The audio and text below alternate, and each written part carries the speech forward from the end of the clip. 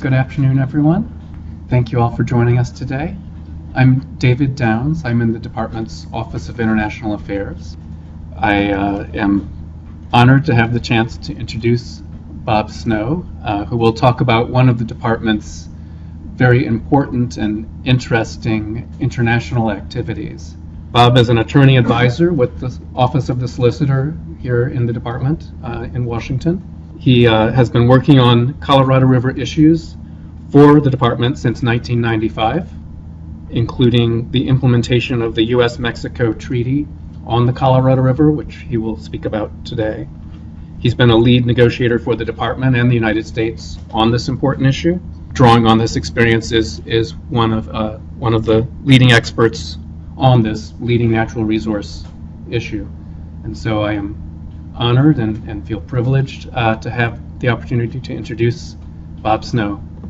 Thank you very much. Please join me in welcoming Bob.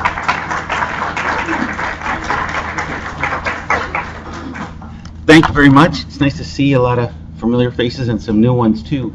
You know, in the solicitor's office, we don't hear applause that often. So maybe I'm gonna file that away and remember it. I'd be interested to know how many folks here have either visited the Colorado River or rafted on it or have some kind of connection to it, either work or personal. Okay, wow, that's a lot. It's a fascinating issue. You've got 2 countries, 7 states, urban areas, agricultural areas, Indian tribes, Indian nations, all vying for a very limited resource, and there's just an amazing number of different stories and different case studies you can go into on the Colorado River that are all very fascinating, very interesting. What I was going to do was kind of quickly try to review and go over what led to the culmination last year of about 4+ years of negotiations on the Colorado River. But this is an informal lunch session, so a couple of ground rules: no throwing of food, no matter how upset you are. If folks feel like they've got some questions as I'm going through this, I put your hand up, ask, because if you've got a question, probably someone else does, and if it's kind of just stuck in your mind that either I've skipped over something or failed to explain something, sometimes that can block out listening well. So feel free. Make it as interactive as possible. And we've got a couple of folks, like we've got Russ Calejo here from Bureau of Reclamation. Russ was one of the real technical experts that worked on Minute 319. One of the themes that you'll hear as I go through the hour is kind of the building of trust between the U.S. and Mexico after a really difficult period of litigation, political turmoil, and tension. And one of the ways that we found was critical to our success working with Mexico was data sharing, common data sets, having modelers talk to modelers, making sure that we were building trust at all different levels, from the technical up to the very high political level. So let me just set the stage. What we're talking about. We're talking about U.S.-Mexico cooperation on the Colorado River. So a couple of basics. Colorado River Basin is here. I've got a couple of maps up here if folks want to look at them afterwards. The Colorado River drains the southwestern portion of the United States. It's about 1,250 miles from the headwaters down to the Gulf of California or the Sea of Cortez. It drains portions of what we call the upper and lower basins. The upper basin is Wyoming, Utah, New Mexico, and Colorado. The basin is legally divided halfway down right here along the Arizona-Utah border, and then it flows into the lower basin, serving Nevada, California, and Arizona. The river used to reach the sea, and it hasn't for many years, and it may again for a short period of time next year. The United States has a 1944 treaty with Mexico in which it has an obligation to deliver 1.5 million acre-feet a year. Is everyone familiar with the term acre-feet? Okay, an acre-foot, interestingly, is the amount of water a foot deep that would cover an acre. It's 326,000 gallons of water, I believe, something close to that, plus or minus. And an acre foot of water would be roughly enough to provide water for a family for a year, or can be used for agricultural purposes. You might need multiple acre feet for a crop, but that's the standard unit of measurement, an acre foot. So roughly, under a 1944 treaty between the United States and Mexico, Mexico is entitled to approximately 10% of the flow of the Colorado River, or 1.5 million acre feet every year. Here's a picture, I believe it's from what's now called the old Executive Office Building when the treaty was signed, and we'll have a happy picture of people signing things at the end of the presentation, so stick around for that. The United States has an obligation to deliver 1.5 million acre feet every year to Mexico, unless there's a surplus, which is defined under the treaty, and that's usually in operations when the reservoirs are filling and spilling. So we filled up the reservoirs. Mexico can get less than 1.5 million acre feet under the treaty when there's an extraordinary drought or serious interruption to the physical facilities, like if there was an earthquake or something like that. Since the signing of the treaty, U.S. has given Mexico 1.5 million acre feet every year, no matter what, or more. We've never shorted Mexico, and interestingly, because of the storage on the Colorado River, we've never shorted any of the lower basin states. The Secretary of the Interior has a very unique role on the Colorado River because of the interstate litigation dating back to the 30s and up through the 70s, late 60s. The Secretary of the Interior was designated by the Supreme Court to serve the role as the water master for the lower portion of the Colorado River. So that means, how many folks here have been to Hoover Dam? Oh, good number, excellent. So Hoover Dam sits right here. The water that's stored behind Hoover Dam provides water to Nevada, mostly in the Las Vegas area, directly pulled out of Lake Mead. There's distribution over to LA and the coastal plain, San Diego. There's huge amount of agriculture in Southern California right along the U.S.-Mexico border. And there's a canal that goes into central Arizona, 336 miles, and provides water from the Colorado River all the way down to Tucson, where our host Diana Ziegler from the department's museum studied these southwestern U.S.-Mexico water issues and border relations when she was there. So there's a lot of different ways a lot of connections that the department has. There's as you look more and more into the issues that U.S.-Mexico Colorado River issues implicate, you'll see it implicates tribal reservations and reservation lands right along the border, endangered species issues, national parks issues, water operations, obviously for BOR, international policy issues. So it runs the gamut. So I'm going to give you just a slice today. But that's the basic setting for the Colorado River. There's a number of processes that have taken place over the last 15 years, and a couple of drivers. So the drivers that I think are the ways to understand why did these controversies develop? Why was there so much tension between the U.S. and Mexico on the Colorado River? What were the litigation points? First point I already kind of snuck in there, and that was that the Colorado River does not meet the ocean. The Colorado River Delta was, if anyone's ever read Aldo Leopold and some of the classics, this was one of the great river deltas in the world, and was a lush, vegetated area with incredible natural resources. Well, based upon the use of water, both within the United States and in Mexico, there's very little, if any, flow to the Mexican Delta, except for some agricultural return flow or unanticipated flow from rainstorms that occur, or in periods when the reservoirs are full and spilling. But the Mexican Delta for decades now has been dried up. The Colorado River doesn't reach the sea.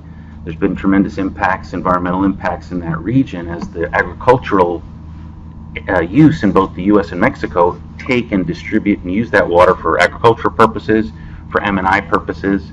In Mexico, for example, I believe the estimate is 90% of the water that Tijuana uses currently is drawn from the Colorado River. So Northern Mexico has a growing population. Their cities are booming as well along the U.S.-Mexico border. San Luis, Mexicali, Tijuana, they're all vying for water supplies as well. So one of the drivers over the past 20 years has been a goal of environmental organizations in the United States and Mexico to see if there's some way to replenish the water supplies to the delta, to see if there's some way to reconnect the Colorado River to the ocean. That's one of the things that's been a driver. Another driver has been finding ways to have the state of California use less water than it has historically used, because it was using far in excess of its legal entitlement. So as supplies are tight on the Colorado River, as entities have to figure a way to make do with less water, you'll see some of the implications of California using less water. And then the third driver, Mexican Delta environmental interest, limiting overuse of water by some entities. Although California's use was always legal, they had to cut back and constrain their use as other states began to use more. The third driver was drought on the Colorado River. Right now we're in a period of historic drought, where from 1999 today has been the driest 13-year period in at least recorded record dating back to the 1880s. So we've got, as David said in his opening remarks, we've got increasing use, limited supplies in the driest portion of our country, and this creates tensions along the U.S.-Mexican border on how that water is used and distributed. I'll come back and kind of hit the highlights of some of these agreements, but the foundation for everything that we work on with Mexico on the Colorado River is the 1944 treaty. It was ratified at that point in time. It's never been amended. However, and we'll talk throughout, I'll make mention of a few agreements. We call implementing agreements under the umbrella of the treaty are referred to as minutes. I guess it's an old reference to when there would be negotiations that would be captured and memorialized in the form of meeting minutes. So there's a whole series, we're up now to 319 different minutes that implement the treaty, that capture understandings or refinements or adjustments. In the case of Minute 319, what we've got is kind of a historic opportunity where for 5 years we're going to try a different way, some different operational elements, and see how those might be used in the future. So when you hear me referring to minutes, that's what a minute refers to. It's an implementing agreement under the treaty. This is just a quick graph. When I go to meetings and I'm sitting in the last row, because that's always the best row to sit in, and people throw up something like this, it's like, that looks like spaghetti at a long distance, and I don't know what it means. The only thing I'd want you to take away from this chart is you can see that over the last century, there's an average line, and the average has been going down. And the takeaway message is, when the Colorado River, when the historic agreements were reached over the last century, dividing up the water either within the United States or between the U.S. and Mexico, it occurred at a time that the Colorado River was relatively wet, in a wet cycle, and we've been in a constantly declining cycle where we believe that there's a lot less water than the negotiators thought that is available for divvying up and use. So we've got less water than was planned when the agreements on the Colorado River were made. We've got certainly population growth in the southwestern United States and northern Mexico that would probably never have been envisioned a century ago. The great cities and the expansion of Tucson, Phoenix, San Diego, LA. So you've got both declining supply and increasing demand. This chart has one quick takeaway, and that is, when we entered this drought in 1999, we didn't know it. Secretary Babbitt didn't know it at the time, but the reservoirs were brimful. We were filling and spilling at the end of the 90s, and we've been in drought ever since. So I have no way of knowing what kind of crises would have befallen us if we hadn't entered that drought cycle with full reservoirs. We just happened to be brimful when the drought started. We're now at about 50% of storage. the reservoirs went down precipitously from 1999 to 2005 and crashed from 100% full to 50% full. And we've sort of bumped along since 2005 at that 50% level. But earlier I mentioned we've never shorted the lower basin states and we've never shorted Mexico. But as the reservoirs continue to decline, we're in increasing risk of having to face those kind of cutbacks. We were within it in, how many people here have been to Glen Canyon Dam? So Glen Canyon Dam is not really a water supply facility. It's a hydropower facility and delivers water downstream. But we were within, at one point, I think 12 to 16 months of losing all hydropower capacity at Glen Canyon Dam. That's how serious and how fast the drought hit us. So we're facing shortages, and all of this decline is before the anticipated overlay of the changes that folks expect from climate change, which is warmer conditions in the southwest, more evaporation and more sublimation off the snowpack, less runoff, dry conditions in the basin. So we've got some major challenges ahead on the river. And one of those challenges is, as the reservoirs drop, how and under what circumstances would we reduce deliveries to Mexico? Will those reductions be negotiated and amicable and accepted? Will they be politically contentious and fought bitterly and the subject of litigation? That's one of the backdrops for these negotiations. This is just a quick slide. Again, you'll never be able to read the detail, but you can see it's kind of a variable line. This goes back for about 1400 years, and it just shows the variability of the Colorado River system. So the Colorado River system has an erratic periodicity and variability. So it's not unusual that we're in a bad drought now. In fact, we've seen worse droughts in the past, back in the 1100s and so. So we may be facing some real challenges ahead. I want to give you a quick snapshot of the drivers of the controversy and the setup. We had three major sets of litigation over about the past 15 years involving the U.S.-Mexico border. It's important to understand that litigation background to see how we were able to come to agreements recently. The first set of cases involved, a lot of folks here put their hand up if they've been to Hoover Dam. Back around 96, 97, we were sued by the Southwest Center for Biodiversity. And what was happening was, in the springtime, as the elevation of Lake Mead was coming up, it was, the lake itself was going to inundate some nests of southwestern willow flycatchers that were believed to be incredibly endangered at that time. Since then, we've learned that there's a greater population than was understood, because we've gotten better techniques for identifying the birds in the field and actually locating them. But at that point in time, they thought that the bird was on the very brink of extinction, and as the lake was coming up that spring, it was going to inundate nests and take species.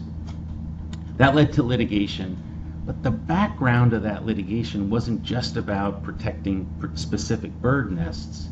The environmental groups believed that if they could get the Bureau to not store more water at Lake Mead, that is, if as a result of the litigation they could preclude Hoover Dam from capturing the spring runoff, the department would have had to release all that water downstream, and it would have gone to the Mexican Delta, replenishing the Delta. So it's not to say that there wasn't a good faith basis for why the litigation was filed, but the benefit that the environmental group saw was that it could have the benefit of replenishing water to the Delta, at least on a temporary basis. If I remember right, when we litigated this case, we went out and did some field surveys, and I got lucky enough to actually get out on the boats and visit the site before we went to the hearing.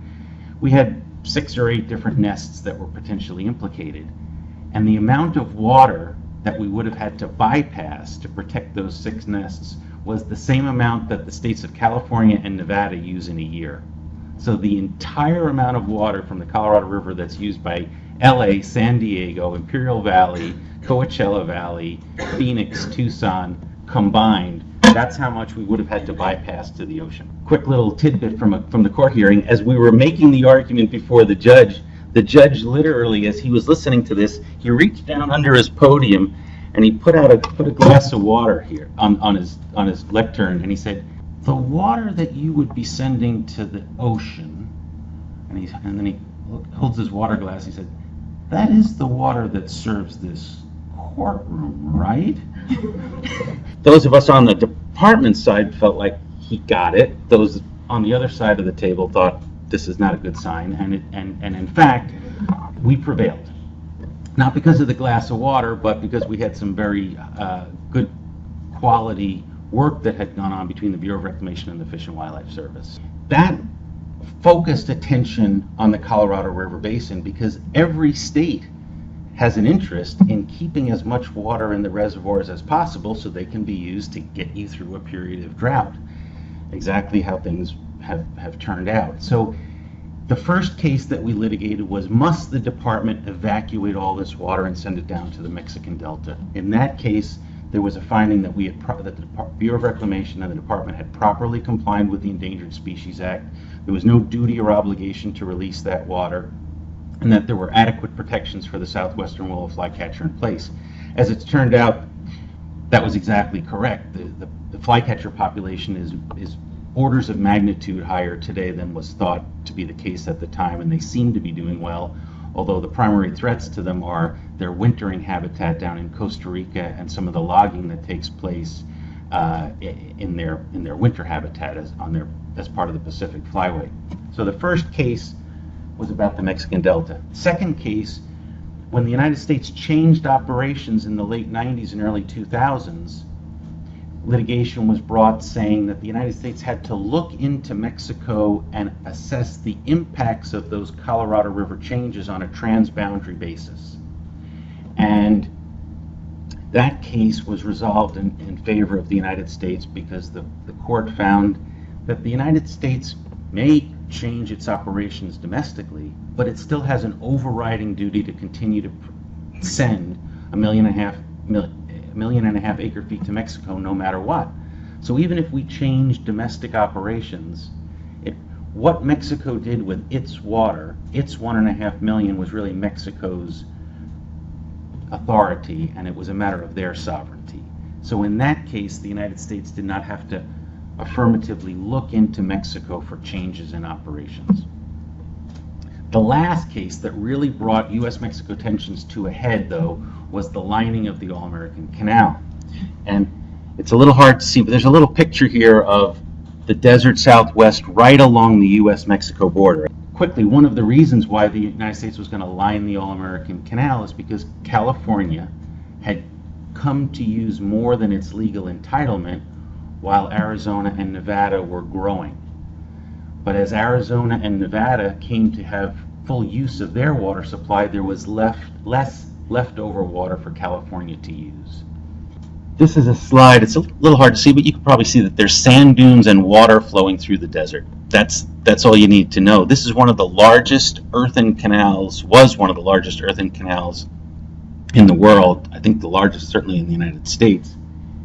And it ran right along the U.S.-Mexico border. This is where water moved from the Colorado River into the Imperial and Coachella valleys, which lie to the north and south of the Salton Sea. Well, when this was built back in the 1930s, it was lined with clay, but it was not lined with concrete. And that clay leaked a little bit of water into the groundwater.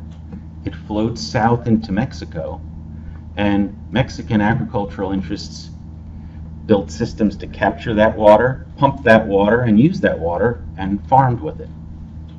Well, as California was using more than its entitlement, one of the ways that Congress determined it could save water was to line that canal with concrete. Once that canal was proposed to be lined with concrete, that decision was made under Secretary Babbitt in 1994.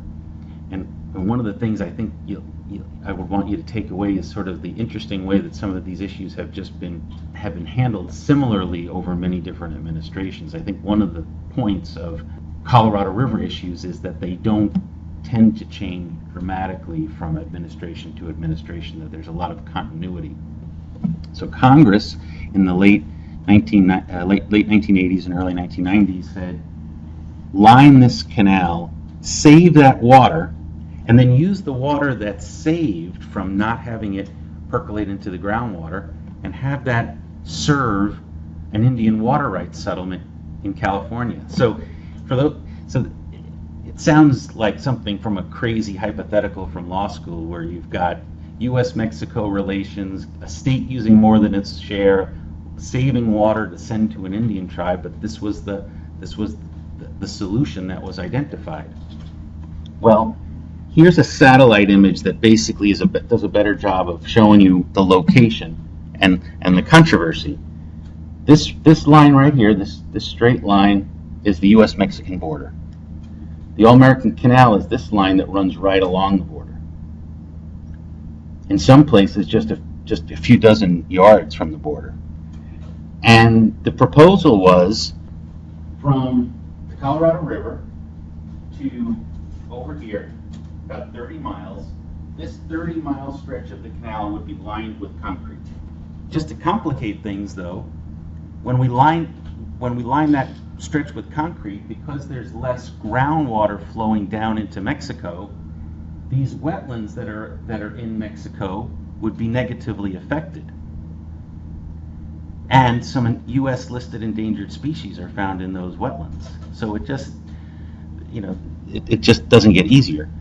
So with the relative trajectory of groundwater flow in this southwesterly direction, when the Bureau did its environmental documentation, it was clear that there was going to be an effect on this area in Mexico.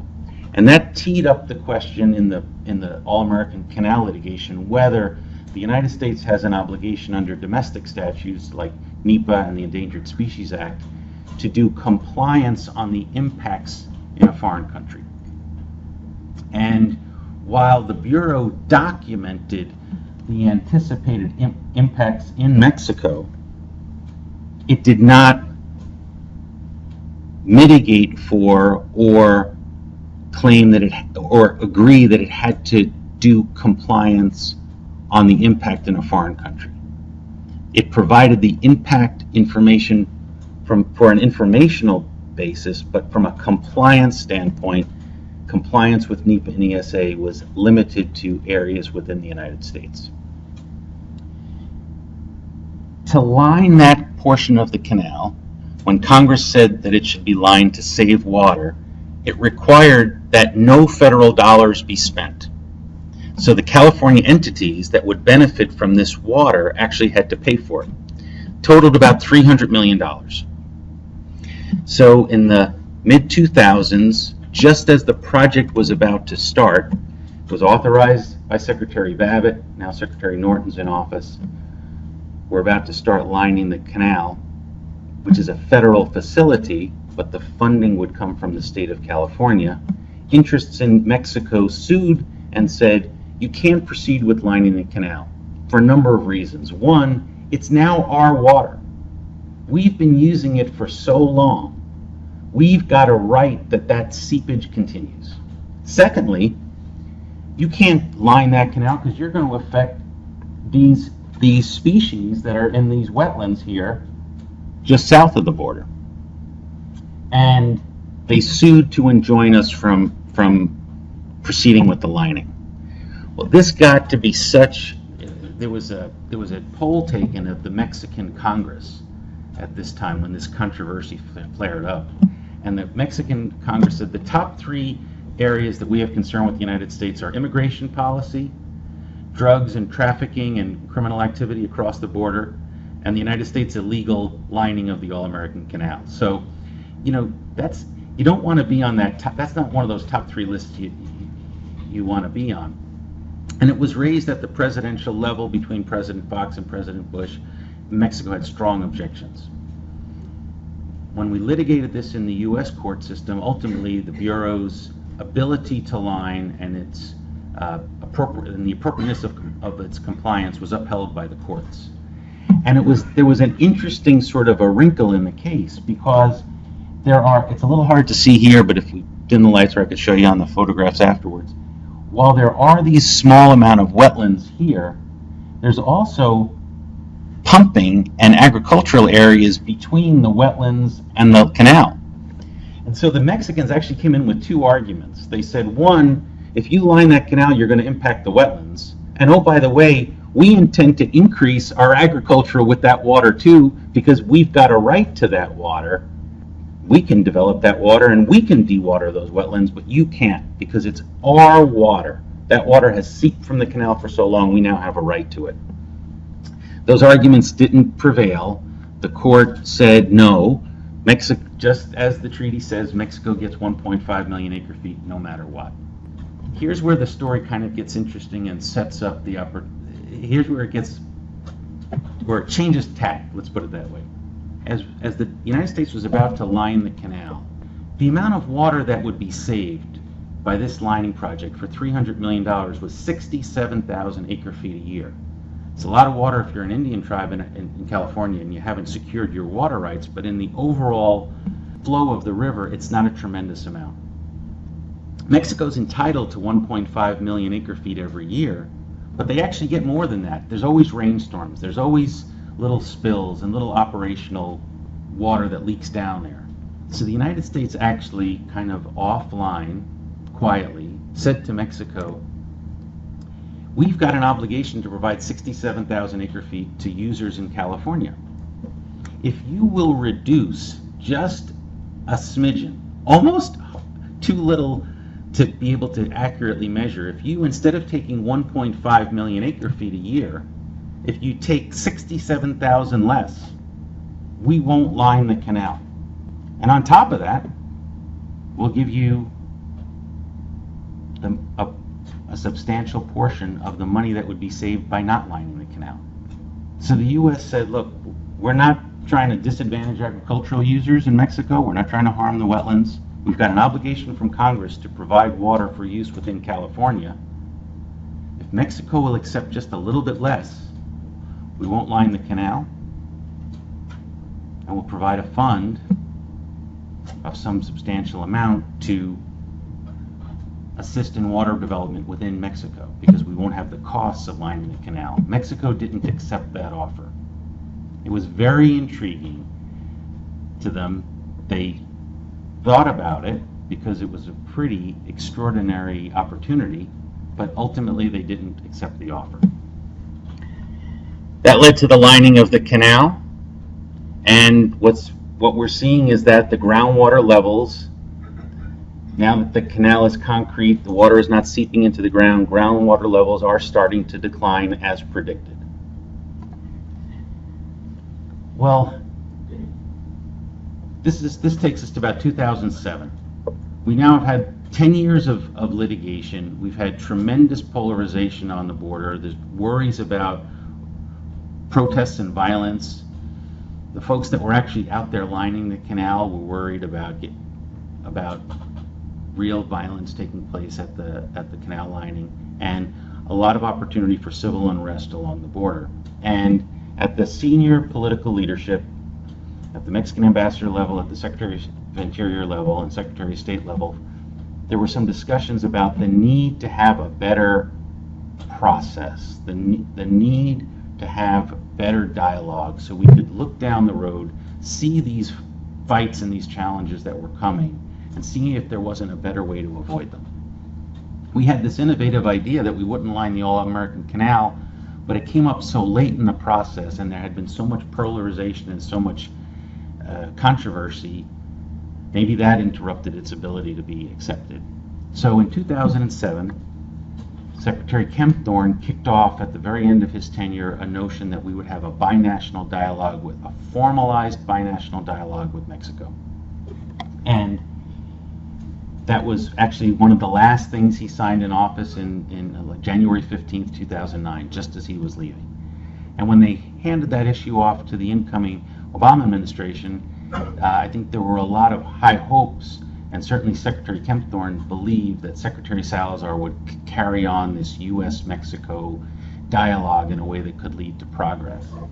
And in fact, what we've had is sort of a historic period now since 2009 where we've reached 4 major agreements with Mexico, and through intense negotiation over the last 4 years, we now have environmental, operational, and investment opportunities between the U.S. and Mexico to save water, to come up with consensus on how the Colorado River system would be operated, and that provides environmental flows to the Sea of Cortez.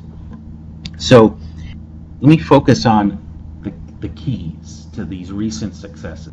As Secretary Kempthorne kicked off this process that there would be a binational dialogue, but no one knew for sure when a new administration comes in what policies they'll continue or what policies they might modify. If anything, when the new administration came in, they redoubled their efforts in these U.S.-Mexico negotiations to try to find methods to have agreement on the Colorado River and avoid these protracted controversies and litigation. Secretary Salazar put Commissioner Mike Connor from the Bureau of Reclamation as the department's lead on these U.S.-Mexico-Colorado negotiations. And we sat down with Mexico on a regular basis, an intensive basis of negotiations, bi-weekly at times, monthly at times. We had negotiations taking place at the senior political level. We had negotiations taking place at the regional director, SES type level. We had technical experts like Russ Caleo here at the technical level talking with his counterparts in Mexico, going down to Mexico. They would come to the United States. We took all of the Mexican delegation on a tour of the Colorado River Basin so that they could visit all of our facilities, see how they were operated, meet the operators to try to gain some trust in the way that we were operating the system. And as those negotiations were going on, in April of 2010, there was a massive earthquake in Mexicali, right along the U.S.-Mexico border, about halfway between the Colorado River and San Diego. It was felt in San Diego, but the damage was in Mexico. Here's the slide that shows this would be a canal, and this is all the damage that's occurred to their fields and canals where they would take and use Colorado River water.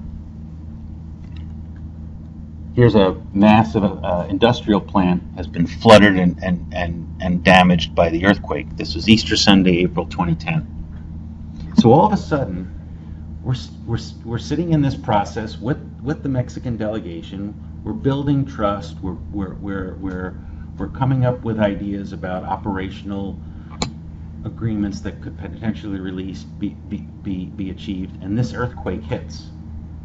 A brilliant woman from the Bureau of Reclamation, the then regional director, Lori Gray-Lee, said, wait a minute, Mexico's been hit with an earthquake. They've had massive damage to their infrastructure system.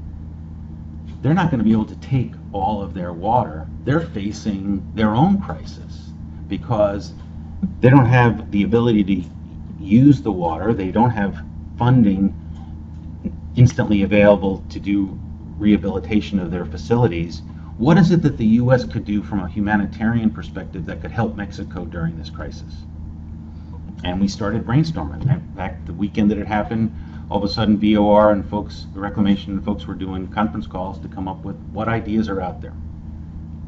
Well, one of the ideas was, could we hold Mexico's water in U.S. reservoirs so that when they have the ability to use it at a later date, we'll deliver it to them at a later date? Sounds simple, but that's not the way the treaty was envisioned. The treaty was envisioned, you get 1.5 million acre feet a year and that's it. Use it. Next year you get another 1.5.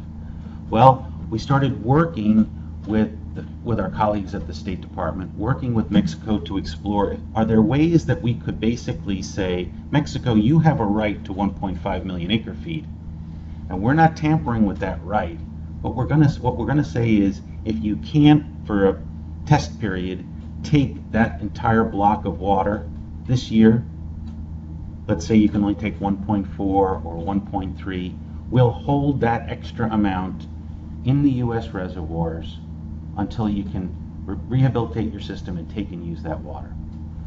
And it's a simple idea, but it's a great idea.